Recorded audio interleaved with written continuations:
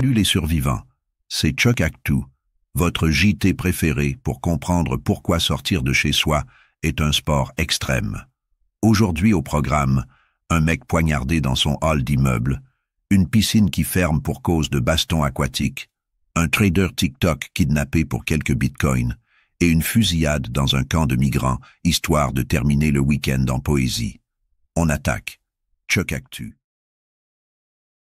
Vendredi 13. Oui, c'est vrai.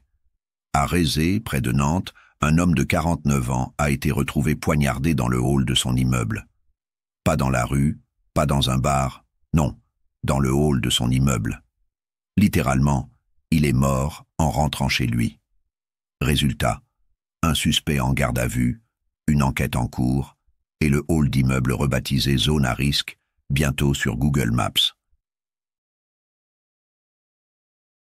Strasbourg, piscine de Haute-Pierre. Vendredi après-midi, une employée dit à une baigneuse « Madame, le short c'est pas réglementaire ici. » Réponse immédiate « Bam, coup de poing dans la tronche. Normal. » Ajoutez un mec agressif, une foule qui se chauffe, des smartphones pour filmer la bagarre et on obtient Aqua Bastonnade 2025, entrée gratuite pour les moins de 12 ans.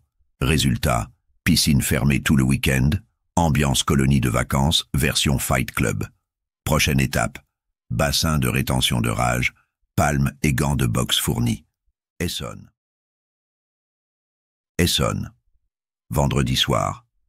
Un jeune trader TikTok, 40 000 abonnés, influenceur crypto, se fait enlever par 4 mecs. Pourquoi? Pour lui soutirer 50 000 € en crypto-monnaie. Problème, le gars est influenceur, pas banquier.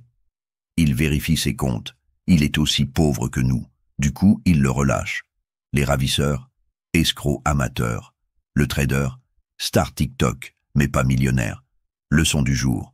TikTok, ça rapporte surtout des coups, pas des sous. On termine avec poésie. Nouvelle fusillade à Loun Plage, près de Dunkerque. Bilan, un mort, un blessé grave. Et ça, moins de 24 heures après une première fusillade qui avait déjà fait un mort, 5 blessés et un enfant touché. Ambiance camping sauvage, barbecue à balles réelles.